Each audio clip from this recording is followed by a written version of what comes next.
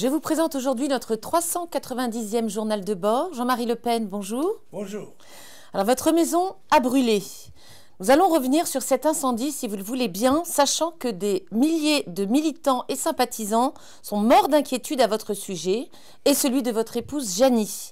Sans nouvelles jusqu'à ce jour. Vous me disiez mercredi passé, lorsque j'ai réussi à vous joindre, que votre maison était partie en fumée. Que s'est-il passé et êtes-vous à ce jour relogé? Je ne sais pas si je serai un bon reporter de mes propres problèmes, mais ça s'est passé à 13 h, très exactement. J'étais seul dans la maison, tout le monde étant à ses affaires, et j'allais descendre pour regarder le 13 h, quand en ouvrant la porte de la salle de bain, j'ai reçu un choc violent de fumée et d'un véritable mur de chaleur. Et donc je n'ai eu que le temps d'essayer de gagner la fenêtre parce que la fumée m'asphyxiait. Et comme ça créait un torrent d'air chaud formidable, en sortant, mon pied est resté coincé dans la fenêtre et j'étais pas en situation de pouvoir la rouvrir. Alors ça a été, je me suis arraché, si j'ose dire, et je suis tombé sur l'épaule et sur le visage, qui m'a fait quelques contusions qui m'empêchent un peu de dormir ces jours-ci. Mais simplement la douleur, c'est pas... Voilà. Alors là, les pompiers sont venus assez tardivement, il faut dire la vérité, et l'immeuble entier a brûlé totalement, complètement. Voilà, par conséquent, tout ce que nous avions a disparu. La vie commence toujours demain, Dieu merci. Nous avons sauvé les chiens, les chats et nous, si j'ose dire. C'est, je crois, Cocteau qui disait « Qu'emmèneriez-vous s'il y avait un incendie chez vous ?» Eh bien, il dit « le feu ». Eh bien, je peux faire la même réponse. Le feu est toujours là, il est en nous et n'a pas changé notre détermination ni notre volonté. Eh bien, on recommence après tout. Ce sont des biens matériels auxquels on est attaché sentimentalement, surtout des souvenirs, des objets, des lettres, bon bref, certains objets qu'on considère à tort ou à raison comme précieux. Bon, tout ça, ça fait partie des aléas de la vie et beaucoup de gens ont connu des situations pendant la guerre ou connaissent encore malheureusement des situations identiques où on perd tout ce que l'on a en quelques minutes. Voilà. Tant qu'on garde la vie, tant qu'il y a de la vie, il y a de l'espoir. Vous avez sauvé vos décorations et votre béret de parachutiste. Ça, c'est très drôle. Il y a toujours dans les incendies un gag. Et les pompiers qui évacuent un certain nombre de choses, jettent des choses par les fenêtres. Et c'est ainsi que tous mes costumes, tout notre habillement, tout ça, on a été obligé de racheter de quoi s'habiller, juste ce que nous avions sur nous. Et ils ont sauvé intact, c'est-à-dire pas seulement pas brûlé, mais même pas mouillé par les pompiers, ce qui est un autre risque. Mon béret de parachutiste de la Légion et mes décorations. C'est un symbole peut-être.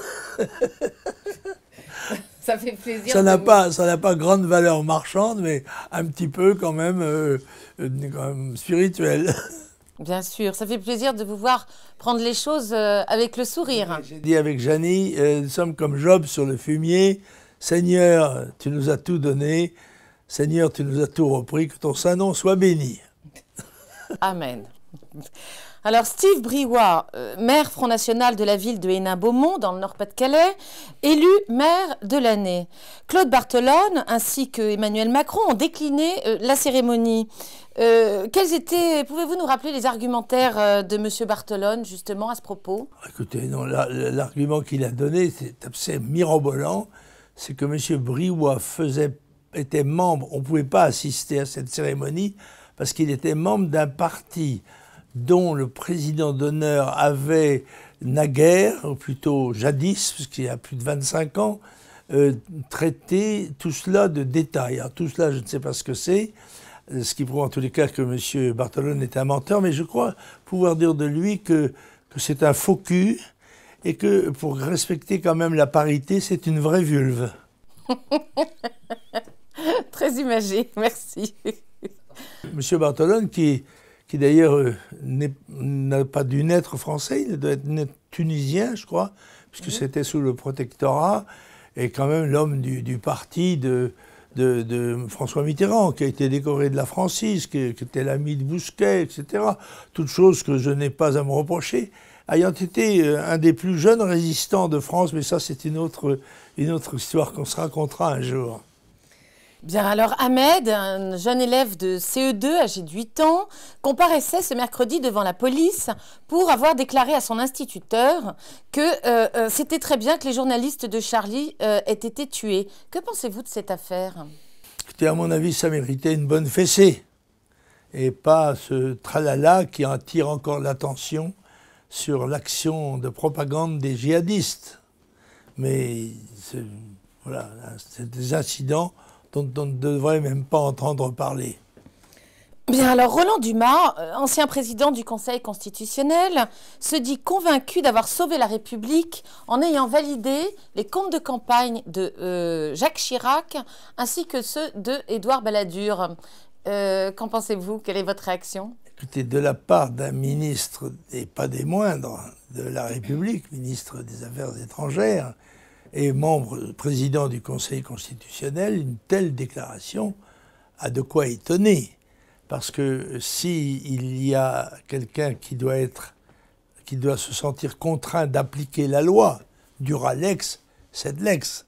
La loi est dure, mais c'est la loi. C'est quand même le président du Conseil constitutionnel, plus haute autorité dans ce domaine. Alors les comptes, en effet, de M. Chirac et de M. Balladur méritaient d'être retoqués.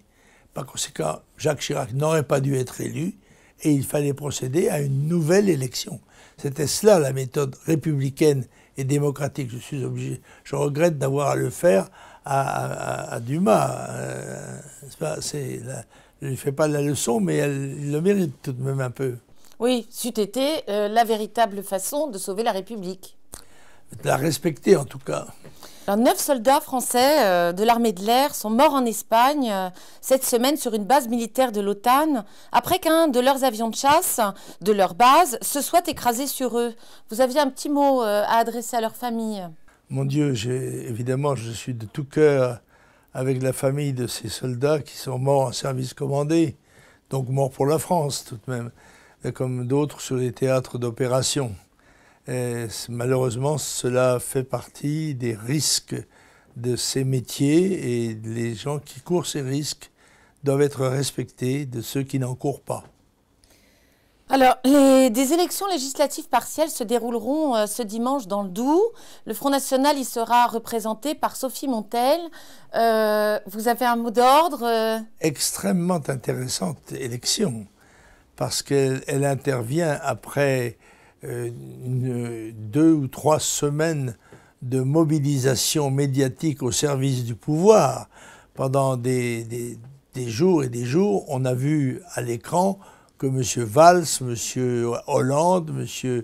Cazeneuve, etc., en boucle, soit pour des vœux à toutes sortes de professions possibles, soit pour déplorer le drame des journalistes assassinés. Bon, écoutez, moi j'ai tout à fait confiance dans le bon sens des Français. Et je leur dis, votez massivement pour notre amie, notre candidate, Sophie Montel, parce que ce sera un signe donné que nous entendons changer les choses.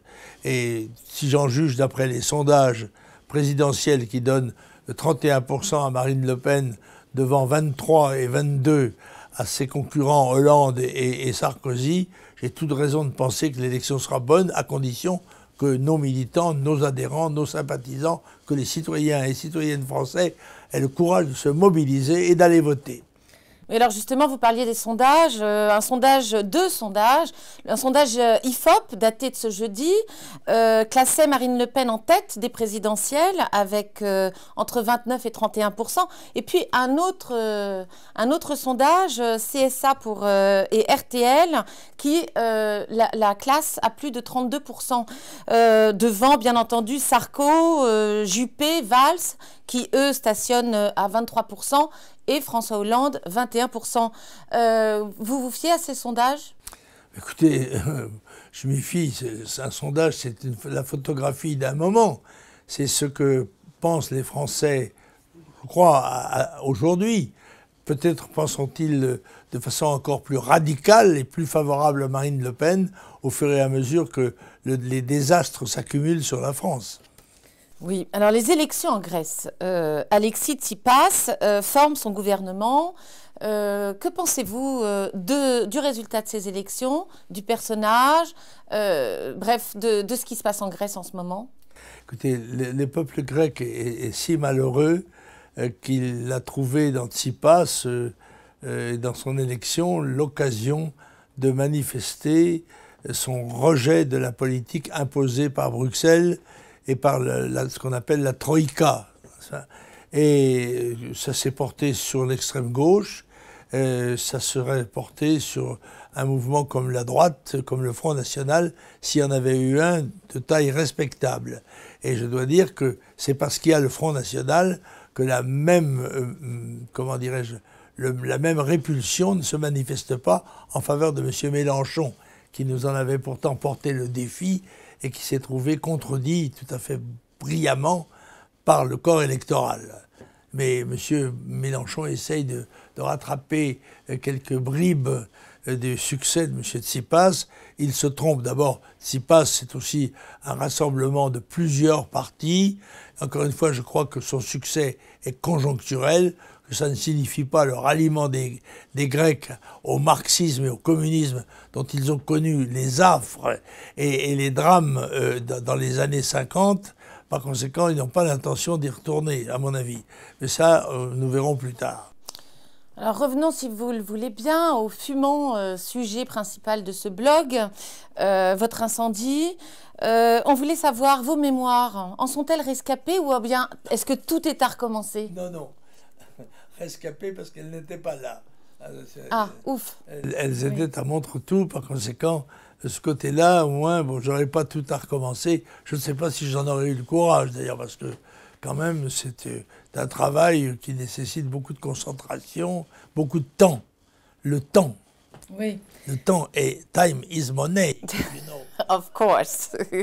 Alors, comment va, quelques jours seulement après cette très pénible épreuve, comment va votre épouse, mon amie, notre grande Janie? Eh bien, écoutez, elle a été admirable. Et je dois dire que je craignais un petit peu l'impact que pouvait avoir sur elle la destruction de cette maison qu'elle aimait, on peut presque dire, amoureusement, si j'ose dire. Elle lui portait le sentiment qu'on peut porter à une personne. C'est vrai que c'était une très jolie maison, très bien décorée, etc. Et Janie était très attachée. Mais dans l'épreuve, elle s'est révélée comme une Athéna. Vous savez qu'elle est demi-grecque. Oui, oui. Et donc elle a été admirable. Et je souhaite qu'elle garde cette distance à l'égard de cette catastrophe personnelle, si vous voulez. Et qu'elle comprenne, et je crois qu'elle l'a compris, que la vie commence toujours demain. Bien, alors vos déplacements, Jean-Marie Le Pen, là, ce week-end, vous continuez? Oui. Néanmoins, le devoir reste, et je serai donc à Albi, enfin à côté d'Albi, ce qui n'est pas si simple que ça, oui. À la fin de la semaine. Je crois que il me semble que c'est samedi. Samedi? Oui. D'accord. Eh bien, écoutez, je vous remercie infiniment. Et puis, vous n'êtes pas très étonnant, c'est-à-dire que vous êtes très, très courageux. Et chapeau, voilà, chapeau bas. Merci, trop aimable. Au revoir.